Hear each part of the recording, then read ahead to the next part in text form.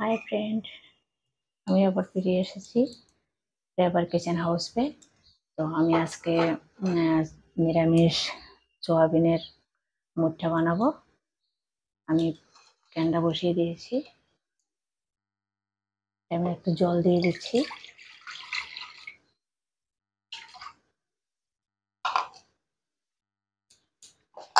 এটা আমি 100 গ্রাম মতো সোয়াবিন নিলাম, বয়েল করে নেব।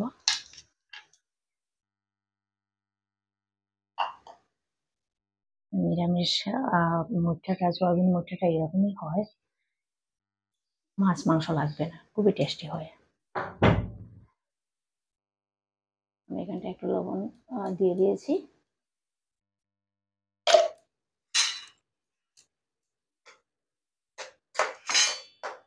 বয়েলটা হয়ে যাবে, ঢাকনা দিয়েছি। আমি আবার ফিরে আসলাম, দেখছি কতটুকু হয়েছে, দেখে নিই।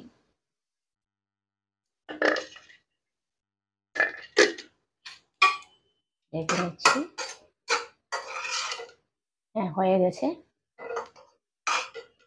আমি দেখছি ঠিক হয়ে গেছে। এবার এটা আমি নামিয়ে নিচ্ছি।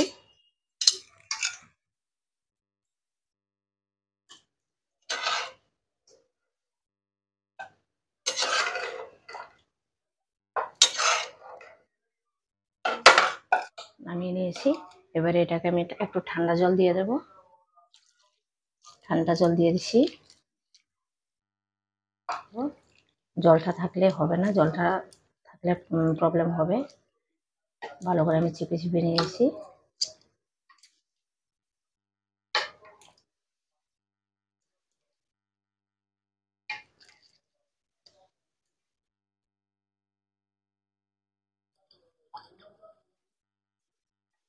হয়ে গেছে।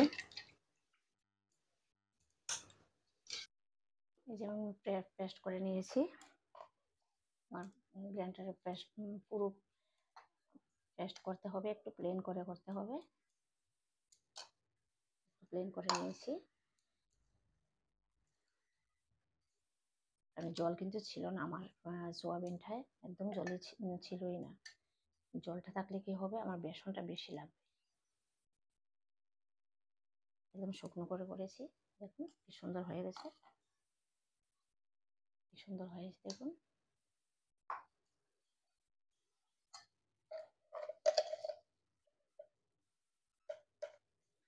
এবার এটার মধ্যে আমি হাফ চামচ লবণ দিয়েছি।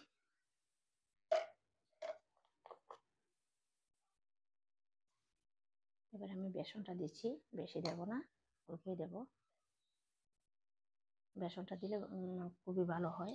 ময়দাটা দিয়ে ততটা সুস্বাদু হয় না, ময়দা দিয়েও হবে কিন্তু সুস্বাদু। মুঠটা বানিয়ে নিচ্ছি।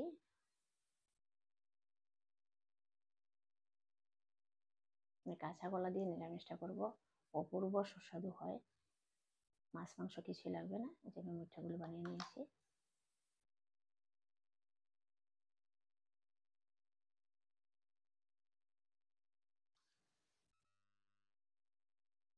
আমার তেলটাও গরম হয়ে গেছে।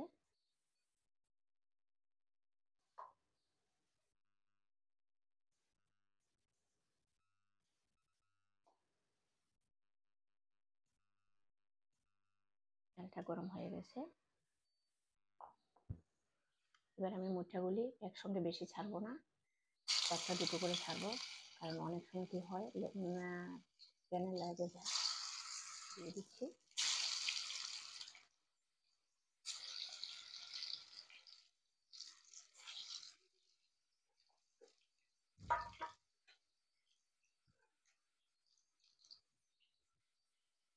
একটু লাল করে ভেজে নেবো। যখন লাল হয়ে গেছে, যে দুটো আগে দিয়েছিলাম লাল করে ভেজে নিচ্ছি। বাকিগুলো উল্টে দিয়ে দিচ্ছি।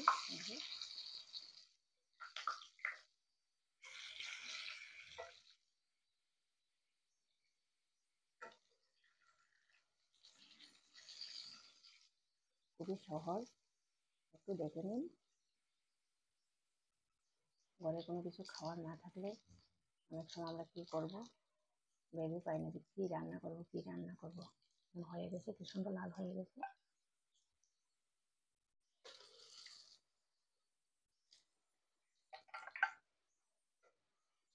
সুন্দর হয়ে গেল।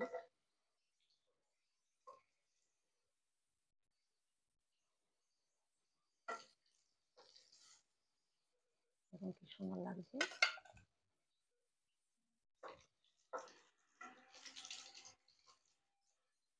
এখানটায় কাঁচা কলাগুলো বেছে নিচ্ছি।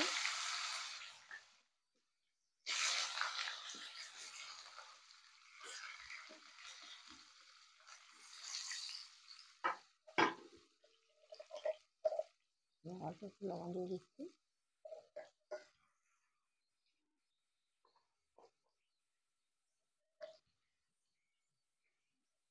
একটু হলুদ দিয়ে দিচ্ছি, আর না হলে অনেক সময় কি হয় কালো হয়ে যায়।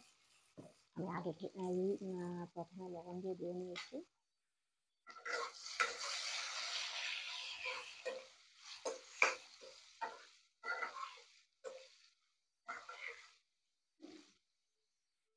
কাঁচা কলা দিয়ে সয়াবিনের মুখে দিয়ে দারুণ সুস্বাদু হয়, খুবই টেস্টি হয়। একবার খেতে বসলে আর ভাববেই না যে মাংস লাগবে, আমার মাছ লাগবে, অপূর্ব সুস্বাদু হয়। এবার দেখে নাও আমি কীভাবে বানাচ্ছি, এবার পরে বানিয়ে খেয়ে দেখবে। এটা আমার লাল হয়ে ভাজা হয়ে গেছে, এবার নামিয়ে নিচ্ছি। কাঁচা কলাটা পুরো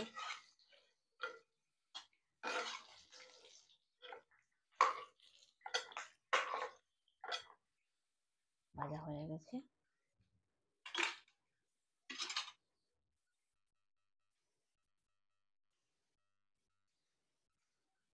এবার আমি এখানটায় দিয়ে দিচ্ছি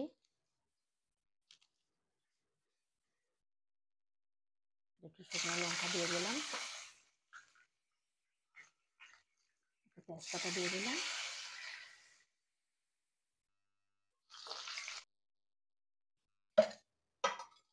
আমি একটু পাঁচফোড়ন দিয়ে দিয়েছি।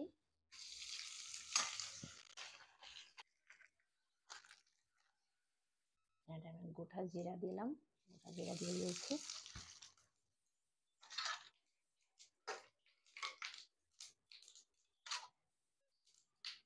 আমি এখানে একটা টমেটো নিয়েছি, টমেটোটা দিয়ে দিলাম।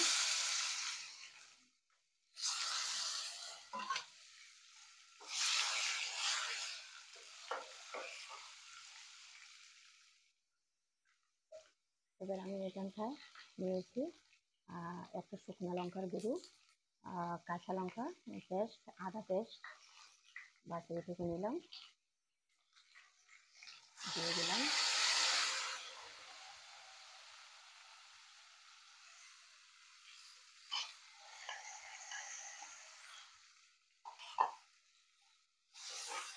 এটা একটু ভালো করে বেজে নেব।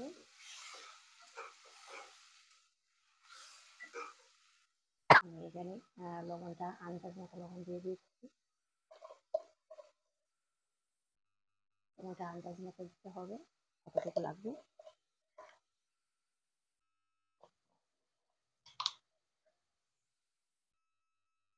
হলুদ গুঁড়োটা দিয়ে দিলাম,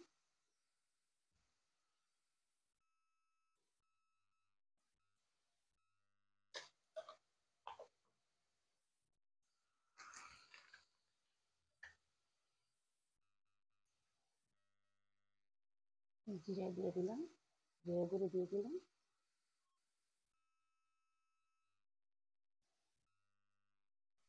ভাজা হয়ে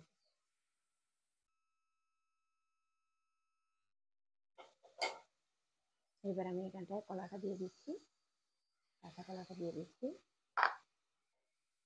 মানে আরেকটু ফ্রাই করে দিচ্ছি।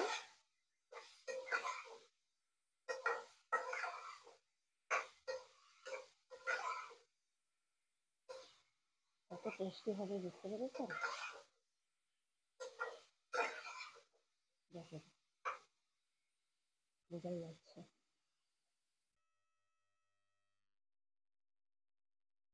যে কোনো রেসিপি বানানোর সময় যখন বোঝা যাবে, মানে রান্নাতেই বোঝা যায় যে আমার রেসিপিটা কীরকম হবে, কতটুকু লাগবে।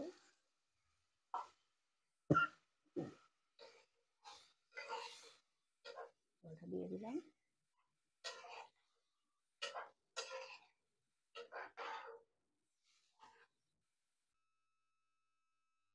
এবার আমি একটু ঢেকে দিচ্ছি, একটু ঢেকে দিয়ে দিচ্ছি। চলে এসেছি, এবার তুলে আমি দেখছি দেখি কতটুকু হয়েছে। ওয়াও, বাহ, হয়ে গেছে। এবার আমি মুঠাগুলি দিয়ে দিচ্ছি।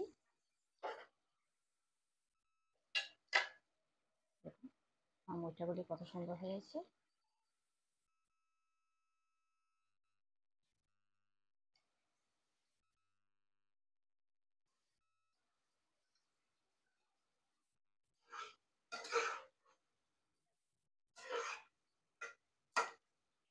দেখে আমার কাঁচাগুলো যে শালিমা গরম মশলাটা দিয়ে দিচ্ছি।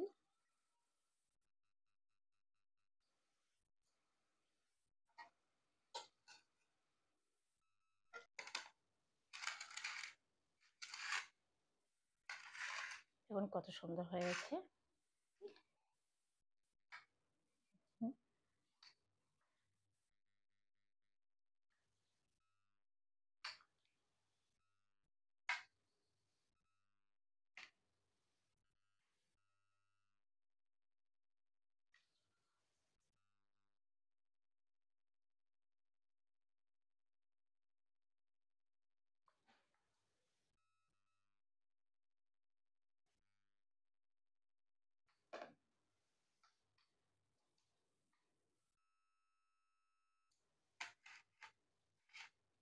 ও দেখুন একদম সফট হয়ে গেছে।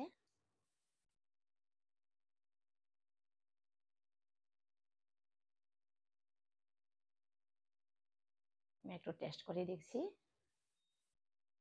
বাহ, দারুণ হয়েছে।